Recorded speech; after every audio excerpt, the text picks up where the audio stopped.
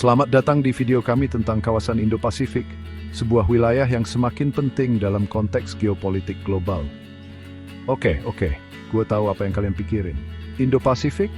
Itu kayak pelajaran geografi yang bikin ngantuk, kan? Dulu mungkin iya, tapi sekarang ini tuh kayak episode terbaru serial Netflix yang lagi trending, semua orang ngomongin, semua orang punya opini, dan semua orang pengen tahu kelanjutannya gimana. Kenapa? Karena disinilah drama dunia abad ke-21 bakal banyak terjadi. Dari Sabang sampai Merauke, dari Bollywood sampai Hollywood, dari K-pop sampai koala, semuanya ada di sini dan semuanya saling terkait. Jadi kenapa sih Indo-Pasifik ini mendadak jadi superstar di panggung dunia? Bayangin aja, ini bukan cuma soal peta yang digambar ulang. Ini soal jalur sutra modern, soal siapa yang ngontrol keran duit global, soal siapa yang punya teknologi paling canggih, dan ya, soal siapa yang punya kapal perang paling banyak. Ini adalah wilayah di mana ekonomi dunia bertumbuh paling pesat, tapi juga di mana ketegangan antar negara besar lagi panas-panasnya.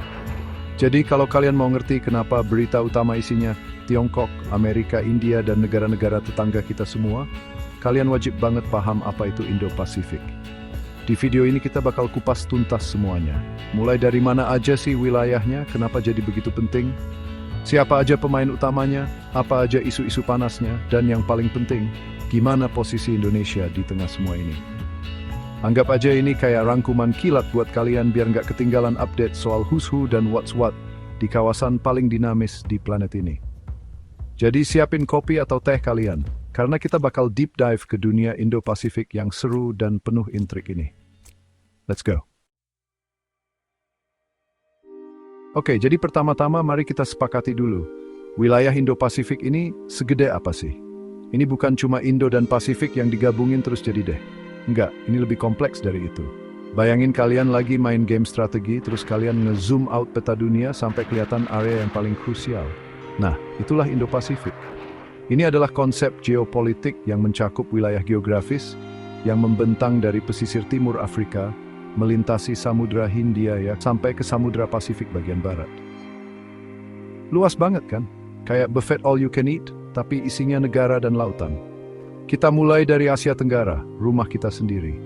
Ya, ASEAN secara keseluruhan masuk dalam hitungan. Dari Myanmar yang lagi bergejolak, Thailand dengan pariwisatanya yang mendunia, Vietnam yang ekonominya lagi ngebut, sampai Filipina dengan ribuan pulaunya, dan tentu saja Indonesia, negara kepulauan terbesar di dunia yang posisinya strategis banget.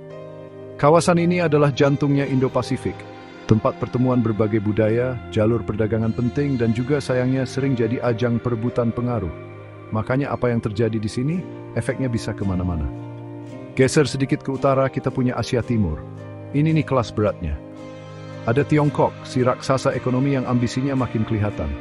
Terus ada Jepang, negara maju dengan teknologi canggih dan pengaruh budaya yang kuat. Jangan lupakan Korea Selatan, yang bukan cuma soal K-pop dan drakor, tapi juga pemain penting di industri teknologi dan manufaktur global.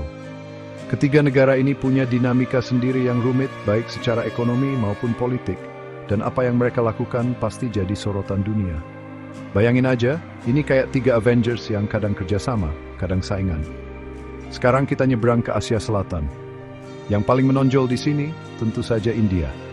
Negara dengan populasi terbesar kedua di dunia, kekuatan nuklir, dan ekonomi yang terus tumbuh. India punya kepentingan besar di Samudra Hindia, dan mereka juga lagi getol banget memainkan peran lebih aktif di panggung global. Selain India, ada juga negara-negara lain seperti Pakistan, Bangladesh, Sri Lanka, yang masing-masing punya peran dan tantangan unik di kawasan ini. Ini kayak sepupu jauh yang tiba-tiba jadi penting banget di keluarga besar Indo-Pasifik. Lanjut ke selatan dan timur, kita masuk ke Oseania. Ini bukan cuma Australia dan Selandia Baru yang terkenal dengan kanguru dan kiwinya ya, tapi juga negara-negara kepulauan di Pasifik. Dari Papua Nugini yang kaya sumber daya alam, sampai negara-negara kecil seperti Fiji, Samoa, Vanuatu, yang mungkin jarang kita dengar tapi posisinya penting banget secara strategis, terutama dalam isu perubahan iklim dan kedaulatan maritim. Mereka ini mungkin kecil ukurannya, tapi suaranya makin didengar di forum internasional.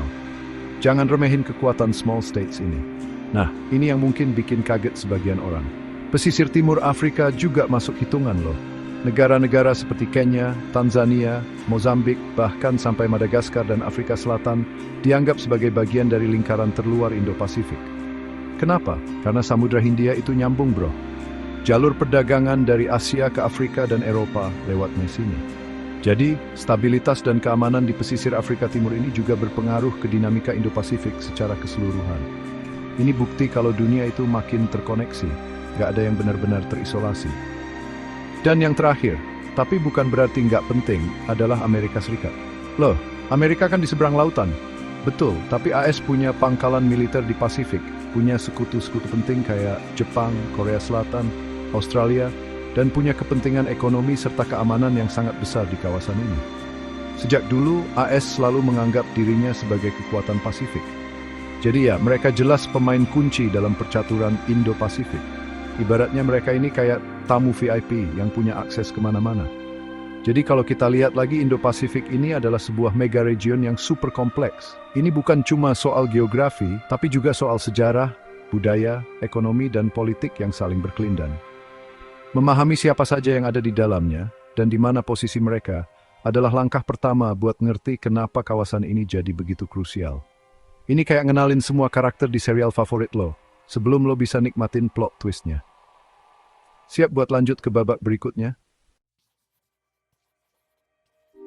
Oke, udah tahu siapa aja pemain di lapangan Indo-Pasifik yang super luas ini.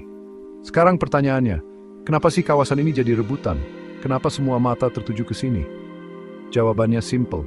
Ini soal duit, kuasa, dan sedikit atau banyak drama global. Indo-Pasifik ini bukan cuma sekumpulan negara, tapi panggung utama di mana masa depan dunia lagi dipertaruhkan. Gua nggak lebay, ini beneran sepenting itu. Pertama, mari kita bicara soal jalur perdagangan. Kalian tahu nggak, sebagian besar perdagangan dunia itu lewatnya laut. Dan tebak, jalur-jalur laut tersibuk di dunia ada di mana? Yup, di Indo-Pasifik. Selat Malaka misalnya yang ada di depan hidung kita. Itu kayak jalan tol utama buat kapal-kapal tanker minyak dari Timur Tengah ke Asia Timur dan kapal-kapal kontainer yang bawa barang dari pabrik-pabrik di Tiongkok ke seluruh dunia. Kalau jalur ini macet atau ada masalah, ekonomi global bisa langsung batuk-batuk. Serius, bayangin aja jutaan barel minyak, miliaran dolar nilai barang elektronik, pakaian, mainan, semuanya lewat sini setiap hari. Ini bukan cuma soal barang, tapi juga soal energi. Negara-negara industri besar kayak Tiongkok, Jepang, Korea Selatan, itu semua sangat bergantung sama pasokan energi yang lewat Samudra Hindia dan Laut Cina Selatan. Jadi, siapapun yang bisa menjamin keamanan atau bahkan mengontrol jalur-jalur ini, dia punya pengaruh yang luar biasa besar. Ini kayak ngontrol pipa air utama ke satu kota besar. Kedua, Indo-Pasifik adalah pusat pertumbuhan ekonomi global. Lupakan Eropa atau Amerika Utara yang pertumbuhannya udah mulai melambat. Masa depan ekonomi dunia ada di Asia. Negara-negara di kawasan ini dari India, Tiongkok, sampai negara-negara ASEAN lagi mengalami pertumbuhan ekonomi yang pesat. Kelas menengahnya makin banyak, daya belinya makin kuat, inovasinya juga makin gila-gilaan. Ini artinya pasar terbesar di masa depan ya ada di sini. Siapa yang nggak mau ikut kecipratan rezekinya? Lihat aja data PDB global. Kontribusi negara-negara Indo-Pasifik terus meningkat dari tahun ke tahun. Lebih dari separuh populasi dunia tinggal di sini. Ini bukan cuma angka, ini potensi pasar yang luar biasa besar. Makanya semua negara maju berlomba-lomba pengen investasi di sini, pengen jualan produk mereka di sini, pengen jadi bagian dari kisah sukses ekonomi Asia. Ini kayak demam emas, tapi emasnya adalah konsumen dan tenaga kerja produktif. Ketiga, dan ini yang paling bikin tegang, Indo-Pasifik adalah arena persaingan kekuatan besar. Dua pemain utamanya siapa lagi kalau bukan Amerika Serikat dan Tiongkok. AS sudah lama jadi polisi dunia dan penguasa lautan, terutama di Pasifik. Tapi sekarang Tiongkok muncul sebagai penantang serius.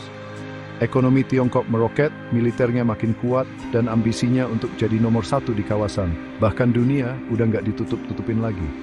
Ini kayak pertarungan klasik antara juara bertahan dan penantang baru yang lagi naik daun. Persaingan ini nggak cuma soal siapa yang punya kapal induk paling banyak atau rudal paling canggih. Tapi juga soal pengaruh politik, standar teknologi, 5G, AI, siapa yang ngatur, dan model pembangunan. AS pengen mempertahankan tatanan dunia yang udah ada, yang mereka anggap menguntungkan mereka. Sementara Tiongkok menawarkan alternatif, terutama buat negara-negara berkembang. Ini kayak milih mau ikut kubu Captain America atau Iron Man di Civil War, tapi versi geopolitik. Dan jangan lupa ada pemain-pemain lain yang juga punya kepentingan dan kekuatan sendiri. India, Jepang, Australia, Rusia, bahkan negara-negara Eropa kayak Inggris, Prancis, Jerman, semua ikut nimbrung. Mereka punya agenda masing-masing, kadang sejalan sama AS, kadang beda, kadang coba main sendiri. Ini bikin dinamika Indo-Pasifik makin kompleks dan susah ditebak. Kayak nonton Game of Thrones, banyak banget keluarga bangsawan yang saling sikut buat ngerebut tahta. Jadi, jelas ya, Indo-Pasifik ini penting banget karena dia adalah urat nadi ekonomi dunia, mesin pertumbuhan global, sekaligus medan pertempuran strategis antar negara-negara adidaya. Apa yang terjadi di sini bakal nentuin arah sejarah dunia di abad kedua Tsusatsu. Makanya, kita semua, terutama kita sebagai warga Indonesia yang ada di jantung kawasan ini, perlu banget melek dan paham apa yang sebenarnya lagi dipertaruhkan. Ini bukan cuma urusan para politisi dan jenderal, ini urusan kita semua. Nah, karena Indo-Pasifik ini begitu seksi dan strategis, nggak heran kalau banyak negara langsung gercep bikin strategi khusus buat main di kawasan ini. Ini kayak semua orang tiba-tiba sadar kalau ada game baru yang seru banget, jadi mereka buru-buru baca buku panduan dan nyusun taktik. Masing-masing negara punya nama keren buat strateginya, punya tujuan sendiri, dan tentunya punya cara main yang beda-beda. Mari kita bedah beberapa yang paling penting. Pertama, ada Amerika Serikat dengan konsep Free and Open Indo-Pacific atau FOIP. Ini udah jadi mantra AS selama beberapa tahun terakhir. Intinya sih, AS pengen kawasan Indo-Pasifik ini bebas dari paksaan negara lain, terbuka buat perdagangan dan navigasi, dan didasari sama aturan hukum internasional. FOI ini punya pilar ekonomi, keamanan, dan tata kelola yang baik. Kedengarannya bagus kan? Tapi banyak yang curiga kalau ini sebenarnya strategi AS buat ngebendung pengaruh Tiongkok. Ya, namanya juga politik. AS nggak sendirian. Mereka punya sekutu-sekutu setia yang juga ikut mengamini konsep FOIP ini, atau setidaknya punya visi yang sejalan. Jepang misalnya, adalah salah satu yang paling awal mempopulerkan konsep Indo-Pasifik yang bebas dan terbuka. Buat Jepang yang ekonominya sangat bergantung sama perdagangan laut, stabilitas di kawasan ini adalah harga mati. Jadi mereka aktif banget berdiplomasi, ngasih bantuan pembangunan, dan memperkuat kerjasama keamanan dengan negara-negara di Indo-Pasifik. Lalu ada India, dengan strategi Act East Policy yang kemudian di-upgrade jadi Indo-Pacific Oceans Initiative, IPOI. Dulu India lebih fokus ke Asia Selatan dan Tenggara, tapi sekarang mereka sadar kalau kepentingannya meluas sampai ke Pasifik. India pengen jadi pemain maritim yang lebih kuat, meningkatkan konektivitas, dan membangun kemitraan strategis dengan negara-negara yang sehaluan. Mereka juga sering ngomongin soal SAGAR, Security and Growth for All in the Region. Keren ya singkatannya. Kayak nama superhero. Australia juga nggak mau ketinggalan. Sebagai negara benua yang diapit Samudra Hindia dan Pasifik, mereka punya kepentingan langsung di kawasan ini. Strategi Indo-Pasifik, Australia fokus buat menjaga tatanan yang berbasis aturan, memperkuat aliansi dengan AS, dan meningkatkan hubungan dengan negara-negara sehingga Asia Tenggara dan Pasifik. Mereka juga cukup vokal soal isu-isu keamanan maritim dan pengaruh Tiongkok yang makin besar. Maklum tetangga dekat. Nah, bagaimana dengan ASEAN? Organisasi kita di Asia Tenggara. ASEAN punya pandangan sendiri yang disebut ASEAN Outlook on the Indo-Pacific atau AOIP.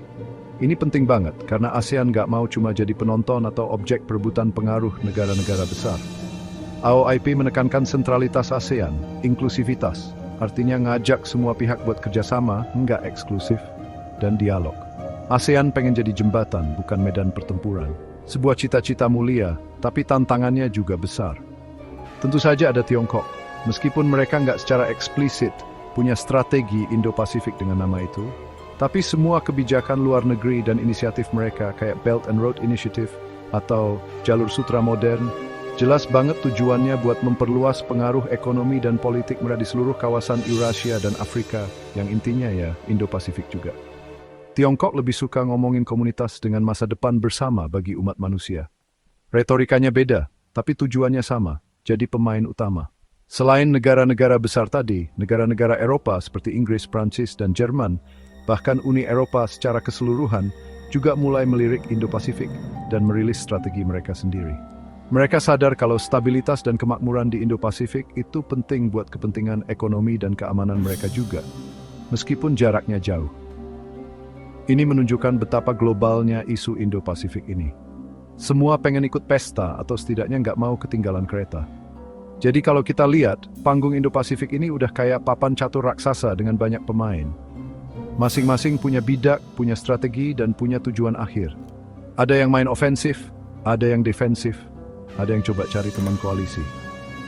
Yang jelas setiap langkah bakal ada konsekuensinya. Dan kita Indonesia ada di tengah-tengah papan catur ini. Makanya penting banget buat kita ngerti siapa main apa, biar kita nggak salah langkah. Oke, kita udah tahu wilayahnya, kenapa penting, dan siapa aja pemainnya. Sekarang, mari kita bahas dagingnya. Isu-isu utama apa sih yang lagi jadi trending topic dan bikin panas dingin di Indo-Pasifik? Ini bukan cuma gosip antar negara ya, tapi masalah serius yang bisa berdampak ke kehidupan kita sehari-hari. Siap-siap, karena daftarnya lumayan panjang dan kompleks. Pertama, dan mungkin yang paling sering masuk berita, adalah keamanan maritim. Laut Cina Selatan misalnya, itu udah kayak hotspot abadi. Tiongkok ngeklaim hampir seluruh wilayah laut itu dengan 9 garis putus-putus mereka yang kontroversial. Sementara negara-negara lain kayak Vietnam, Filipina, Malaysia, Brunei, dan Indonesia di sekitar Natuna juga punya klaim yang tumpang tindih. Akibatnya, sering banget ada insiden kapal nelayan diusir, kapal perang saling intip, bahkan pembangunan pulau-pulau buatan yang dijadiin pangkalan militer. Ngeri kan? Ini bukan cuma soal siapa punya pulau mana, tapi juga soal kebebasan navigasi. Ingat kan, jalur ini penting banget buat perdagangan dunia. Kalau sampai ada konflik terbuka atau satu negara mendominasi dan membatasi akses, ekonomi global bisa guncang. Makanya negara-negara kayak AS sering banget ngadain operasi kebebasan navigasi buat nunjukin kalau mereka nggak setuju sama klaim sepihak Tiongkok. Ini kayak main kucing-kucingan tapi pakai kapal perang. Kedua, isu perdagangan dan konektivitas. Semua orang pengen dagang, semua orang pengen ekonominya maju. Tapi caranya gimana? Di sini ada persaingan ideologi juga. Tiongkok dengan Belt and Road Initiative menawarkan pembangunan infrastruktur besar-besaran pelabuhan, jalan tol, kereta api. Kedengarannya bagus kan? Tapi banyak yang khawatir soal jebakan utang, standar lingkungan yang rendah, dan pengaruh politik yang ikut serta. Ini kayak dikasih permen, tapi ada syarat dan ketentuannya yang ditulis kecil-kecil. Di sisi lain, negara-negara barat dan sekutunya juga nawarin alternatif investasi dan kerjasama pembangunan. Seringkali dengan embel-embel berkualitas tinggi, transparan, dan berkelanjutan. Tapi mungkin skalanya nggak sebesar BRI, atau prosesnya lebih ribet. Jadi, negara-negara berkembang di Indo-Pasifik ini sering dihadapkan pada pilihan sulit, mau yang cepat tapi berisiko, atau yang aman tapi mungkin lebih lama. Ini the classic. Ketiga, fight same the fari. Anggaran pertahanan negara-negara di Indo-Pasifik naik terus. Tiongkok modernisasi militernya gila-gilaan, dari kapal induk sampai rudal hipersonik. AS dan sekutunya juga nggak mau kalah. Mereka memperkuat aliansi, ngadain latihan militer bersama, dan ngembangin teknologi persenjataan baru. Bahkan negara-negara yang dulu adem ayem aja, sekarang mulai mikir buat beli alutsista canggih. Ini kayak perlombaan senjata, tapi versi abad ke-21. Ketegangan ini nggak cuma di laut, tapi juga di udara, bahkan di dunia maya dan luar angkasa. Ada risiko salah perhitungan atau eskalasi yang nggak diinginkan. Misalnya di Selat Taiwan, yang dianggap Tiongkok sebagai provinsi mereka yang membangkang, tapi didukung AS, atau di perbatasan India-Tiongkok di Himalaya. Satu insiden kecil aja bisa memicu konflik yang lebih besar. Ini yang bikin semua orang was-was. Keempat, perubahan iklim. Ini isu global, tapi dampaknya paling parah dirasain sama negara-negara di Indo-Pasifik, terutama negara kepulauan kecil yang terancam tenggelam karena naiknya permukaan air laut. Belum lagi bencana alam kayak badai topan, banjir, kekeringan yang makin sering dan makin parah. Perubahan iklim juga bisa memicu konflik baru, misalnya soal perebutan sumber daya air atau migrasi paksa. Ini bukan cuma soal lingkungan, tapi juga soal keamanan manusia. Kelima, kerjasama pembangunan. Di tengah semua persaingan dan ketegangan itu, sebenarnya ada juga loh upaya-upaya buat kerjasama. Misalnya dalam penanganan pandemi, pemberantasan terorisme, penanggulangan bencana, atau pengembangan ekonomi digital. Banyak forum-forum regional kayak ASEAN, APEC, East Asia Summit yang jadi tempat buat negara-negara ngobrol dan cari solusi bersama. Masalahnya, seberapa efektif kerjasama ini kalau di belakang layar mereka tetap saling curiga dan bersaing? Ini tantangan terbesarnya. Jadi, isu-isu di Indo-Pasifik ini saling terkait dan kompleks banget. Dari sengketa wilayah maritim yang bisa meledak kapan aja, perang dagang dan teknologi yang bikin pusing pengusaha, sampai ancaman nyata perubahan iklim yang mengintai kita semua. Memahami isu-isu ini penting banget, karena ini bukan cuma berita di koran, tapi realitas yang bakal membentuk masa depan kita. Dan kita, sebagai bagian dari Indo-Pasifik, harus ikut mikirin solusinya. Oke, kita udah ngobrol panjang lebar soal peta Indo-Pasifik. Kenapa dia di primadona, siapa aja aktornya, dan apa aja drama yang lagi tayang. Sekarang pertanyaan paling penting buat kita semua, di mana posisi Indonesia dalam semua ini? Apakah kita cuma jadi penonton di pinggir lapangan, atau kita bisa jadi pemain kunci yang ikut nentuin arah permainan? Ini bukan cuma soal kebanggaan nasional, tapi soal masa depan bangsa. Pertama, mari kita lihat modal dasar kita. Letak geografis Indonesia itu luar biasa strategis. Kita ada di persimpangan antara Samudra Hindia dan Samudra Pasifik. Kita adalah negara kepulauan terbesar di dunia, dengan ribuan pulau yang membentang dari Sabang sampai Merauke. Jalur-jalur laut utama dunia kayak Selat Malaka, Selat Sunda, Selat Lombok, itu semua ada di wilayah kedaulatan kita atau berbatasan langsung dengan kita. Ini kayak punya rumah di perempatan jalan paling ramai di kota. Mau nggak mau, kita pasti jadi pusat perhatian. Dengan posisi sentral ini, Indonesia punya potensi besar buat jadi poros maritim dunia, seperti yang sering digaungkan. Kita bisa jadi hub logistik, pusat perdagangan, dan pemain penting dalam menjaga keamanan maritim di kawasan. Tapi potensi aja nggak cukup. Kita butuh infrastruktur yang kuat, angkatan laut yang mumpuni, dan visi yang jelas buat memanfaatkan keunggulan geografis ini. Kalau nggak, kita cuma jadi tukang jaga gerbang buat kepentingan negara lain. Kedua, Indonesia punya tradisi politik luar negeri yang unik, yaitu bebas aktif. Bebas artinya kita nggak memihak blok kekuatan manapun. Aktif artinya kita ikut serta dalam menjaga perdamaian dunia dan memperjuangkan kepentingan nasional kita. Prinsip ini relevan banget di tengah persaingan AS Tiongkok saat ini. Indonesia nggak mau disuruh milih, kita mau jadi teman buat semua. Selama itu menguntungkan kita dan sesuai dengan prinsip kita. Ini kayak jadi anak gaul yang bisa nongkrong sama semua geng di sekolah. Diplomasi Indonesia juga dikenal aktif di forum-forum multilateral. Kita adalah salah satu pendiri ASEAN dan selalu berusaha menjaga sentralitas ASEAN di kawasan. Kita juga aktif di PBB, G20, OK, dan berbagai organisasi internasional lainnya. Lewat forum-forum ini, Indonesia berusaha menyuarakan kepentingan negara berkembang, mempromosikan dialog, dan mencari solusi damai buat berbagai konflik. Ini modal sosial yang penting banget. Ketiga, Indonesia punya pendekatan yang inklusif dalam melihat Indo-Pasifik. Ini tercermin dalam ASEAN Outlook on the Indo-Pacific yang banyak diinisiasi oleh Indonesia. AOIP menekankan kerjasama, dialog, dan penghormatan terhadap hukum internasional. Kita nggak mau Indo-Pasifik jadi ajang eksklusivitas atau bentukan blok-blok militer yang saling berhadapan. Kita pengen semua negara, besar atau kecil, bisa ikut berkontribusi secara positif. Ini visi yang idealis, tapi penting buat ditawarkan di tengah dunia yang makin terpolarisasi. Tapi jangan salah, jadi negara bebas, aktif, dan inklusif itu nggak gampang. Ada banyak tantangan. Dari dalam negeri, kita punya PR besar soal pembangunan ekonomi, pemerataan, pemberantasan korupsi, dan penguatan institusi. Kalau kita lemah di dalam, suara kita di luar juga nggak bakal didengar. Dari luar, tekanan dari negara-negara besar pasti ada. Mereka pasti pengen kita lebih condong ke salah satu pihak. Disinilah kepiawaian diplomasi dan ketegasan kepemimpinan kita diuji. Selain itu, kita juga harus waspada sama dampak langsung dari isu-isu Indo-Pasifik. Sengketa di Laut Cina Selatan misalnya, itu bersinggungan langsung dengan zona ekonomi eksklusif kita di Natuna. Aktivitas ilegal fishing, penyelundupan, atau pelanggaran kedaulatan bisa terjadi kapan aja. Kita juga harus siap menghadapi dampak perubahan iklim, persaingan teknologi, dan dinamika ekonomi global yang berubah cepat. Ini bukan cuma urusan pemerintah, tapi butuh kesadaran dan partisipasi kita semua.